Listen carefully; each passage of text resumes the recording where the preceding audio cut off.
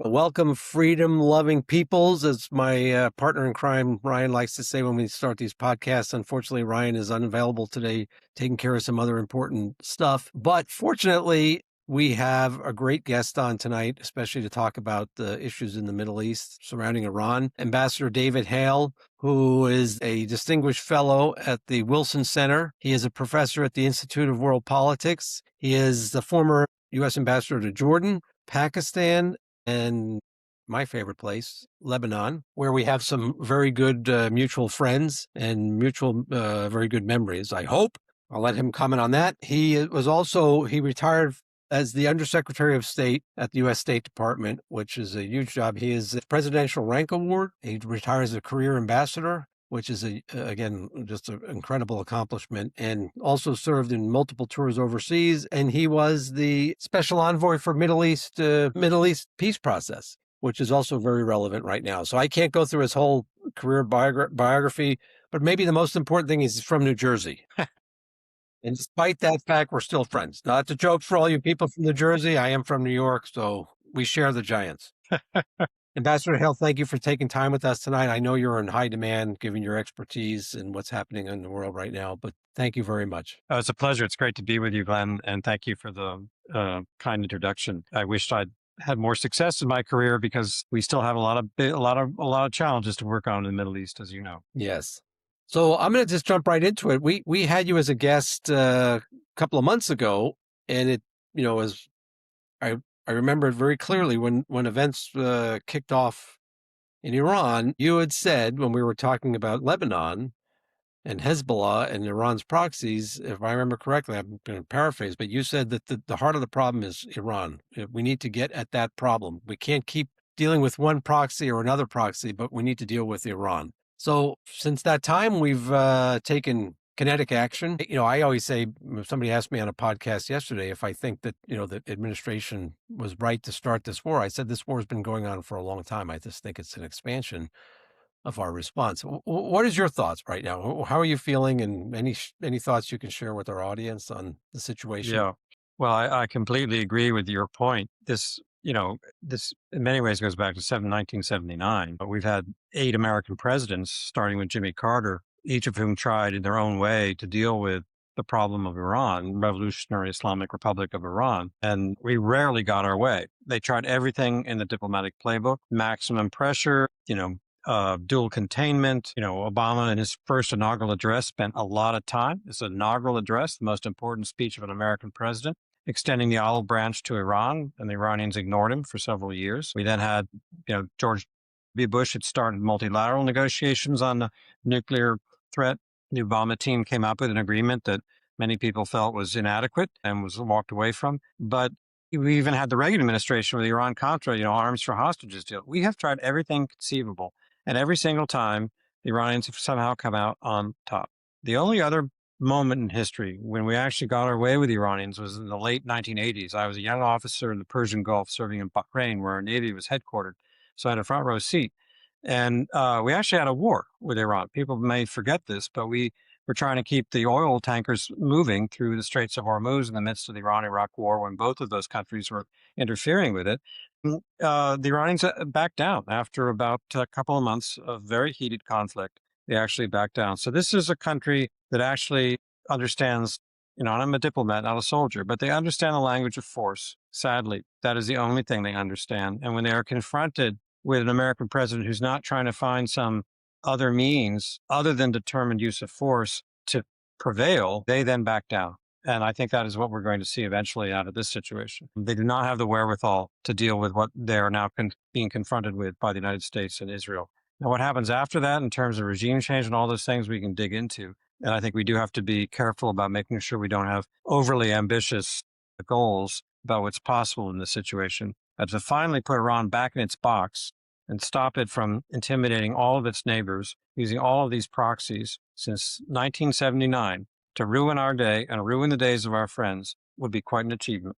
Thank you. And what is your assessment? I mean, why are the Iranians targeting Gulf countries? And now today we had an incident where a missile was shot down en route to Turkey. There's a sense that they're trying to expand this war. Some people assess that they're trying to intimidate or force those countries to put pressure on President Trump to stop the military operations. What is your assessment? Why would they hit, the UAE, Saudi Arabia?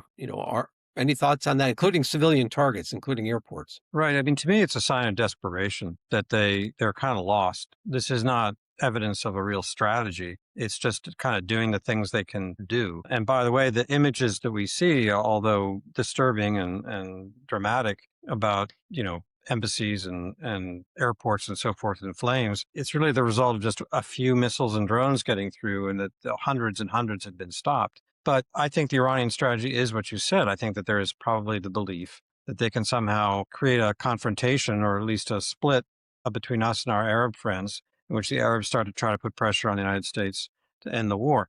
Personally, and we'll see, but I think this is having the exact opposite effect. I think it's reinforcing a perception in the Arab side of the Gulf that Iran is the problem, that Iran is determined to threaten them.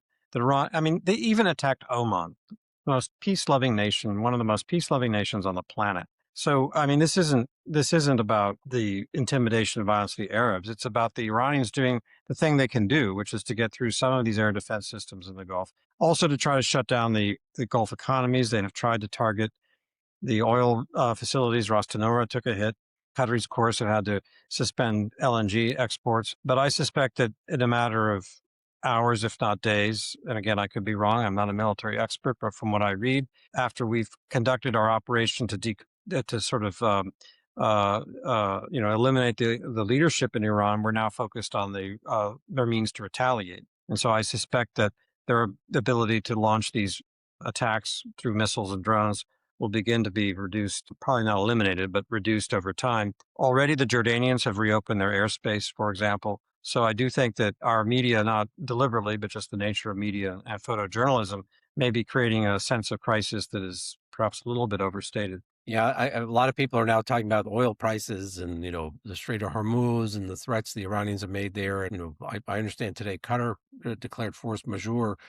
It's something I read in the media. Any comments on that? I'm sure when you were in your last job with the Department of State, that was something that, people are always concerned about. I also followed Iran for a while in my career. That was always a choke point that people were watching. Do you think that the oil markets, the energy markets, which are very important for a lot of people, do you think there's going to be a spike and then it's going to calm down, or you see long term, and I say long term for a couple of months, the continued rise in energy prices? Well, of course, there are two aspects to this. One is expectations about what's going to happen in the future. The other is just if supply is constricted. A lot of what happens on the markets is really about future prices, not current supplies. And so people are speculating on what's going to look like, not now, but in 6 months' time. And I can't imagine that while there are going to be jitters and fluctuations right now, that there's anybody who's actually serious about their money and their investments who believes that Iran is going to be in a position to constrict the supply of energy out of the Gulf for the next, 4 to 6 to 8 months. That's just not conceivable. We've already eliminated their navy. This isn't realistic. And by the way, the Iranians themselves don't really benefit from cutting off the supply for too long. I mean, it is their own lifeline as well. So I don't, lose sleep over this. I also don't have money in Exxon, so I don't have to worry about it. But, I just, and I also, I talk to Gulf businessmen. They have, they've got their inventories prepared. They have been thinking about this for a while. They have their ways of shifting their supply lines in or out, whatever it is, by land to the Red Sea or the Indian Ocean directly. There are survival mechanisms that will pad them through at least a period of time. Now, if Right.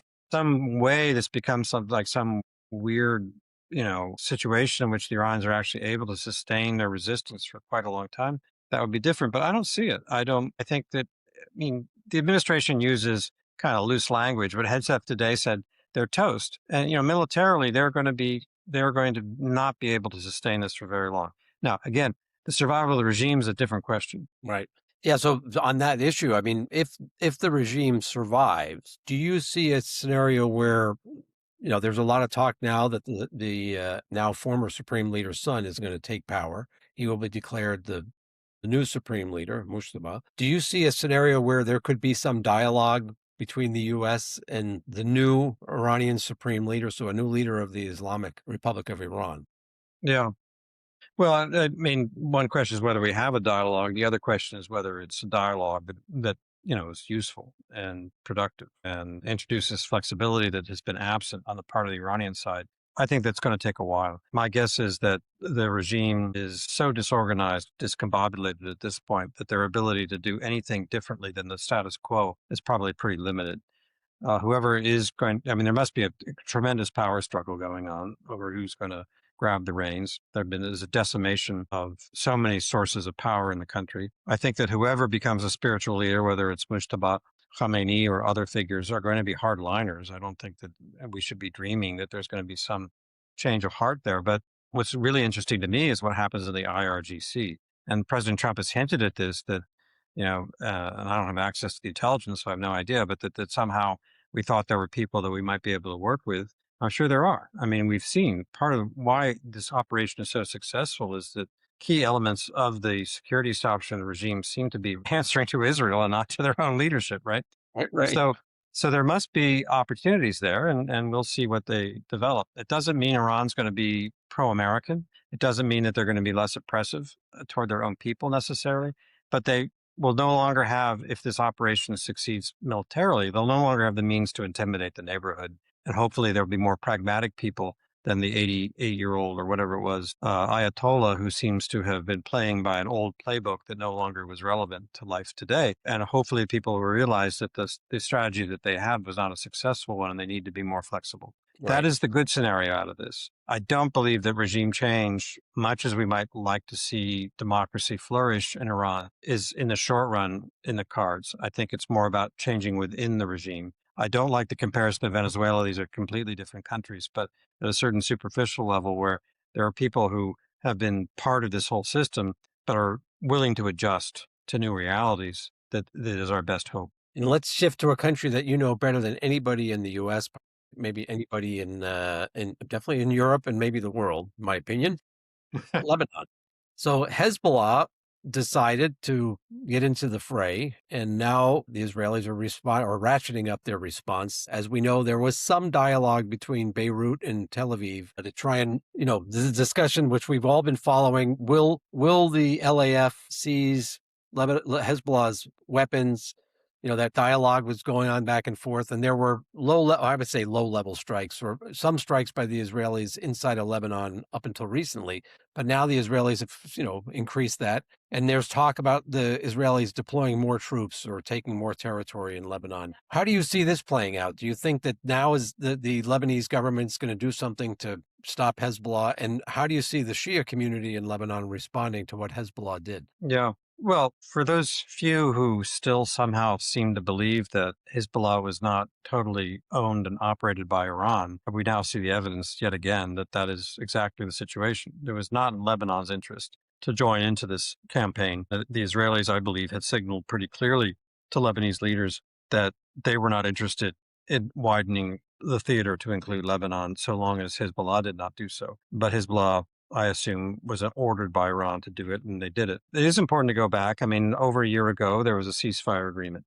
The Israelis stopped a campaign that had decimated the leadership and military capabilities of Hezbollah, and in exchange for stopping it, there was an agreement that Hezbollah would disarm, and Hezbollah was part of that agreement. The Lebanese army did its best with limited resources and a state that has been historically weak to try to fulfill that promise. And many, many, many Lebanese were very happy to see that moment come. But it was a slow process. It was perhaps too slow. The government was cautious about it, although committed to it. They were fearful of inciting a civil war. The Shia community was still, of course, aligned and had been intimidated and brainwashed in many ways by Hezbollah and this Iranian agenda and all the money the Iranians are pouring in. That's all changed now. It changed overnight this weekend. I'm in touch still with many, many Lebanese, including Shia and others who live in the South. And there has been a sea change because of this one decision to join a war that no Lebanese, even Hezbollah's traditional supporters, believes had served any Lebanese interest.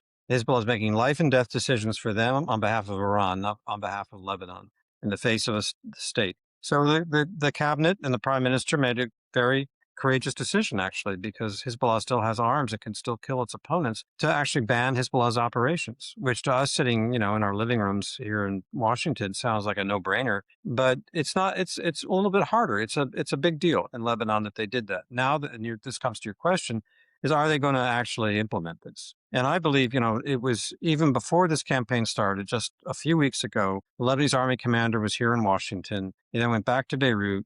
He laid out the plan for the second phase of the disarming of Hezbollah. They're going cautiously, sector by sector.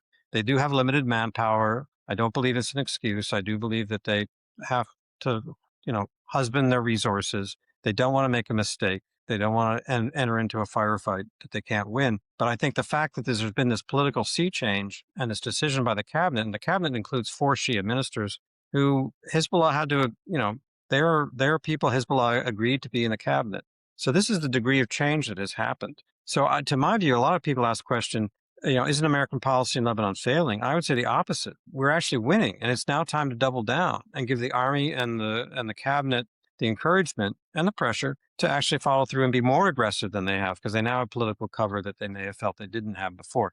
Now, meanwhile, Israel's going to be doing what it's doing, and they have gone in on the ground level. They've occupied Khiam, which is a market town. It's the largest town near the Israeli border. So this has been something that has raised questions, and there's going to have to be a complicated deconfliction between the Lebanese army and the IDF. The IDF is going to, until they're confident that the army actually is not just doing what they say they want to do, but it's actually moving against Hezbollah, the IDF is going to say, well, we're going to do what we're going to do to restore deterrence. And it's kind of hard to argue against that. But I just hope they don't go so far that they undercut our partners' ability to reestablish their own role. Because in the long term, that's what we need, is a state of Lebanon that can do this rather than an Israeli force. Right. And I also hope that they've learned the unintended consequences of physical occupation of South Lebanon, because that can create complications that we've learned from the past are not sustainable for the IDF. Right. Yeah, I agree. And I've had Israelis tell me that they were part of the original occupation many years ago, and it turned out to be a disaster for Israel for many years. Yeah. I think, for our viewers, for our subscribers, people that follow us, it's just so hard to describe how complicated. It's like a Jenga, not just Lebanon, but the entire region. What happens in Syria, how it impacts what happens in Lebanon, what's happening in Iran. Now there's reports that we're arming the Kurds in Iran. I don't know if that is correct, but how will the Turks view that? And I'm not asking you to comment on any of it. I'm just saying, it is so complicated and so difficult to work in the region. And for people that criticize any administration on their policies, it's just, you got to understand, it's not black and white. It's not, yes or no. In many cases, it's just really, really complicated. So that's just my commentary. Yeah, you're completely right. But, one of the things I always try to explain to people, whether they're my seniors or my colleagues or people I'm trying to lead, is to understand that the Middle East is one theater. It's one campaign theater. What happens in one part of the Middle East is going to affect what happens in other parts of the Middle East, and there are laws of unintended consequences. Also, one of the things I think a lot of American policymakers sometimes struggle with understanding is that not doing things can be as consequential as doing things. And so that again is why, a lot of the fact that we evaded the reality, and this is your starting point of the conversations, the reality that Iran was our central problem. And yet for decades, we just evaded that. When our Marines were killed by an Iranian Hezbollah militia in 1983. 83, yeah. We didn't do anything. I mean, Reagan talked big. We did nothing. The Iranians paid no price for that. Right. And same thing with 2 embassies were blown up there.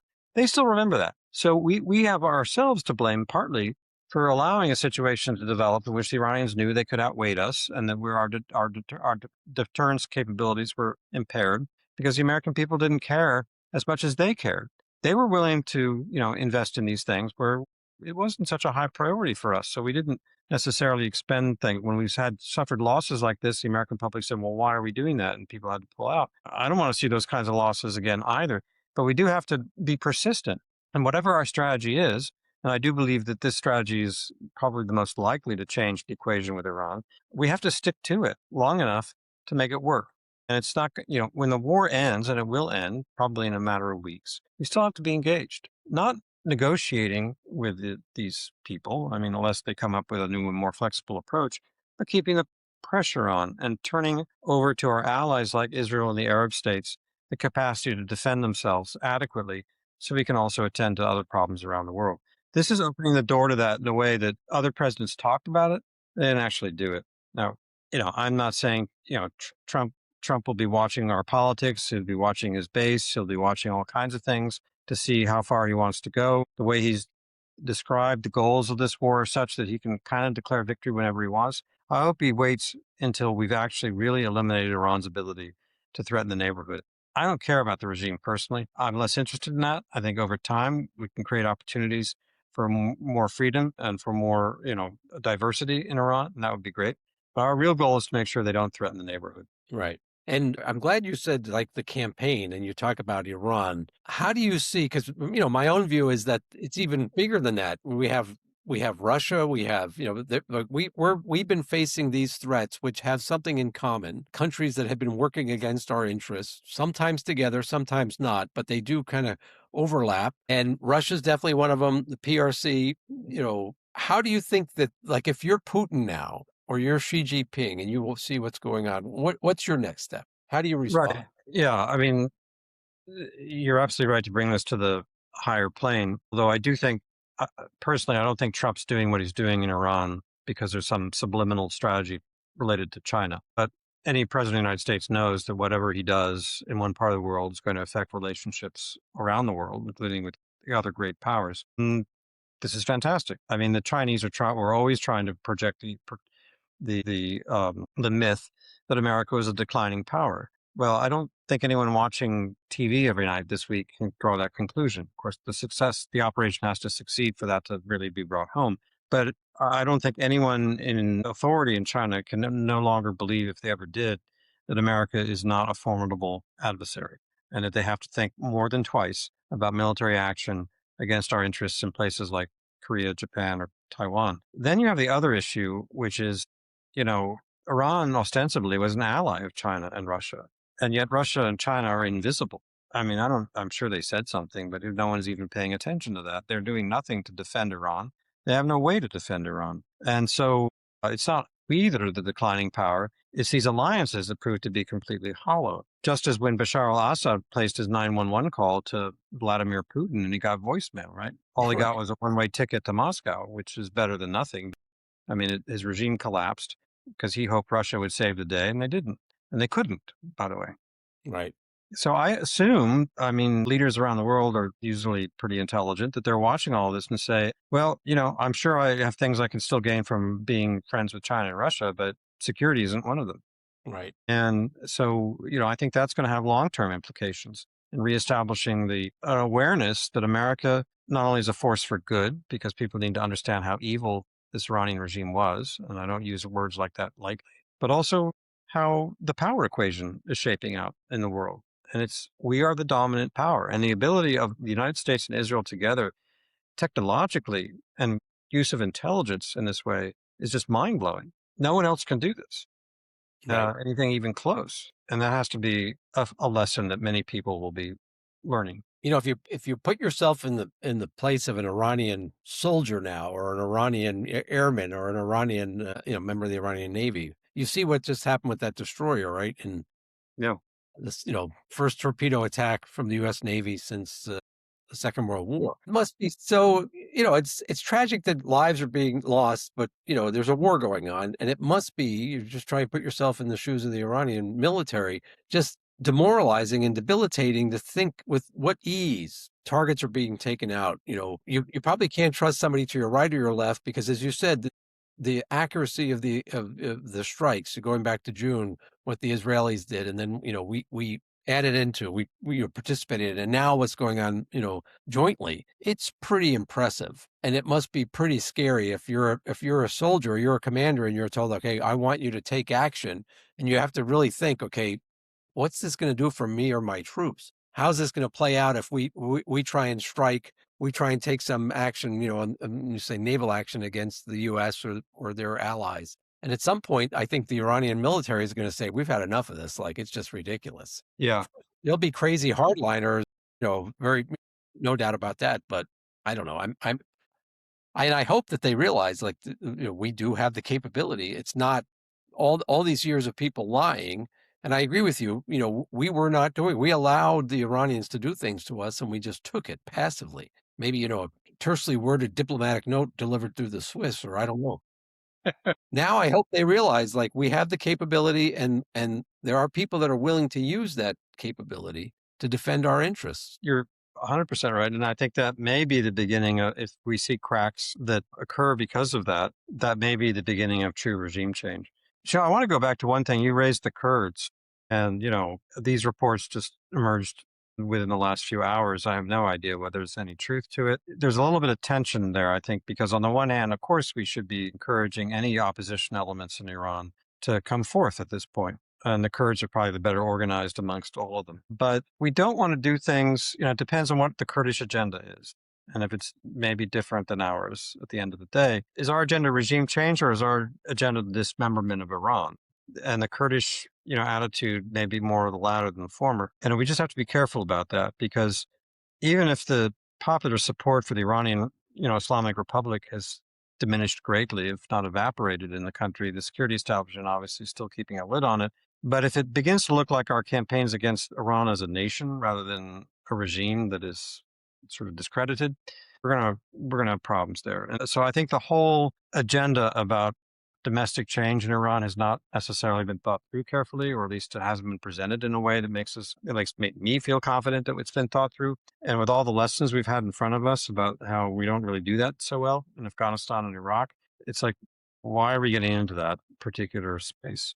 I would be very, very cautious about it. Yeah, I would agree with you, because we also have other countries in the region that are very sensitive to the idea of being split apart, right? Including a NATO ally. And so, very, very complicated issue. And it's not just as easy as arming one group and then sending them to go do something. I'm with you on that. I'm going to shift gears. You were the ambassador in Pakistan, and now we're not getting a lot of attention. But the Pakistanis were bombing Kabul. I just read today they bombed a Taliban base in Kandahar, which I'm going to guess was our base at one point.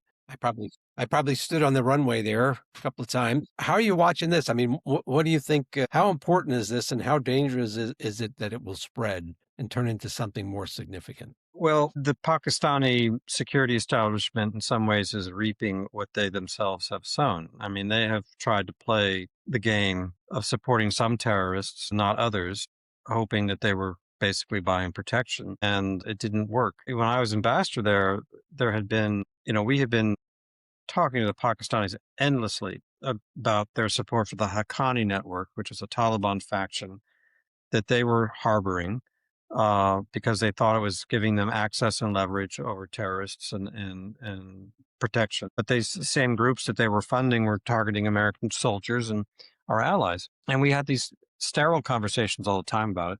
But one day, the Taliban elements coming out of Afghanistan slaughtered like 100 school children in a boys' school in Peshawar, up near the Afghan border, and that was like a wake up call to the entire Pakistani population. It's like, this double game doesn't work. And the Pakistani military, to its credit, not because of anything we said, they could care less, frankly, what we said, but for their own interests, mounted a major operation that did turn the tide for a while anyway against terrorists. And so here we are again.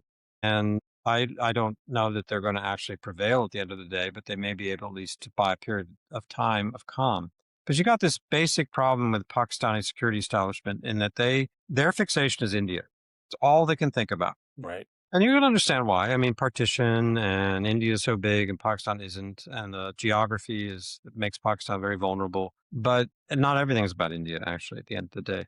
And yet they actually support terrorist groups that target India and their occupational Kashmir, or whatever you want to call it, Mumbai, remember that. You can't have it both ways. I mean, Hillary Clinton famously said, you can't nurse a viper in your garden and then think it's not going to bite you. Right. And she got criticism for that, but I still believe it's true. And so Pakistan's got kind of a moment of truth that they've not really faced yet, partly because of the power sharing, if that's the right word, or the alignment of power between the military and the politicians, civilian politicians. is that they always evade these tough questions. It's like, where do you stand on these issues? If there's anything that the Pakistanis can do that's a setback for the Taliban and for terrorism, that's a good thing, right? Why would we be against that? One last question, if I may. You're chief of mission in multiple embassies, all in difficult regions, difficult places, and I know for a fact, we've been through some maybe hard times or potentially dangerous times, but now we have U.S. diplomatic facilities being impacted by drone attacks. I think in Karachi there was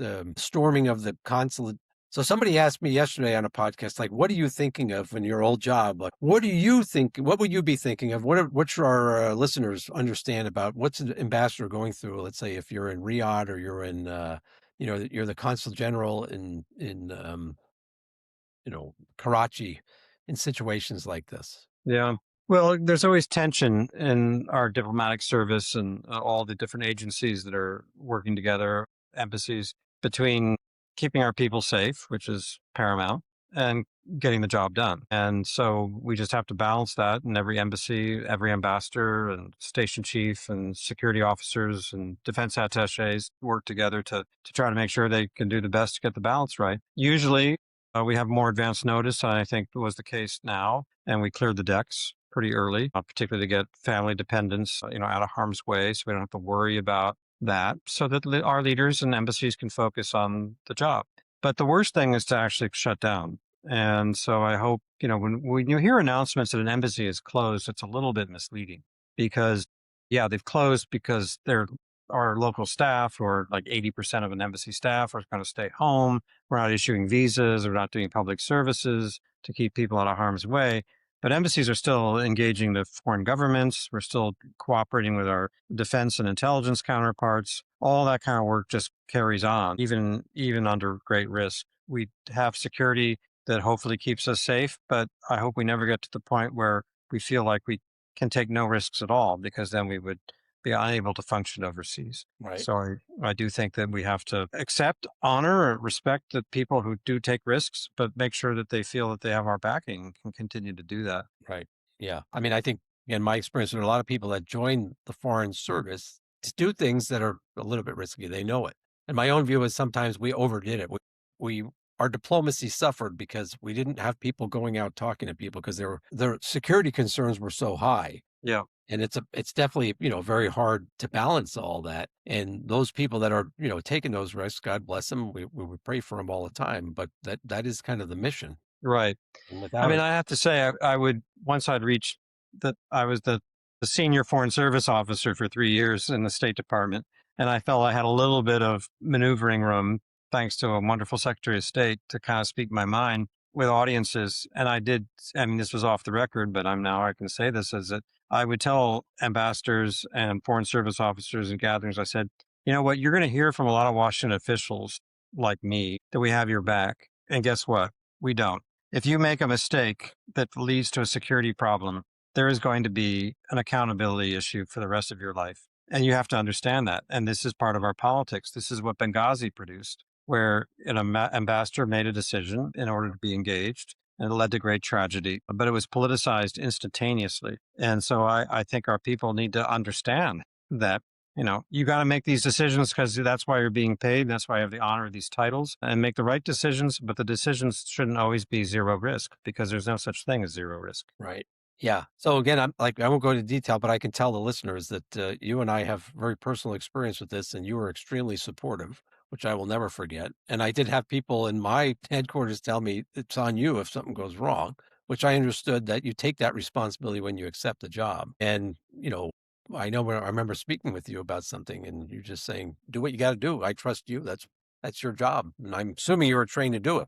Now that's before you really knew me well. So maybe it'd be different after that. Ambassador Hale, thank you so much for your time. Again, I know you're in high demand and you have a lot of, people coming to you for guidance and advice and input on all this. So Ryan and I thank you. And I hope we will have you back again at some point, maybe under different circumstances without the Middle East on fire.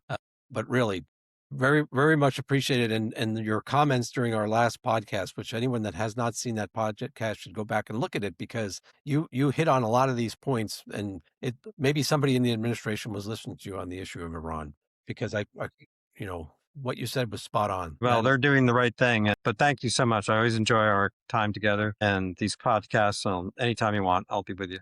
Thanks for listening and being a part of the RH community. Would you like to receive the same daily intel brief that Glenn and I read? You can get it at restrictedhandling.com. We've curated what we consider to be the most relevant and reputable sources on all things international security, geopolitics, military and intel ops, and economics and sanctions, focused exclusively on Russia, China, Iran, North Korea, and the Middle East, to include accompanying podcasts for Russia, China, economics, and spy stories. Just head to restrictedhandling.com, enter your email, and you'll get the daily briefs that Glenn and I both read, and you can leave comments and questions that we can respond to. Thanks again for listening. Stay safe.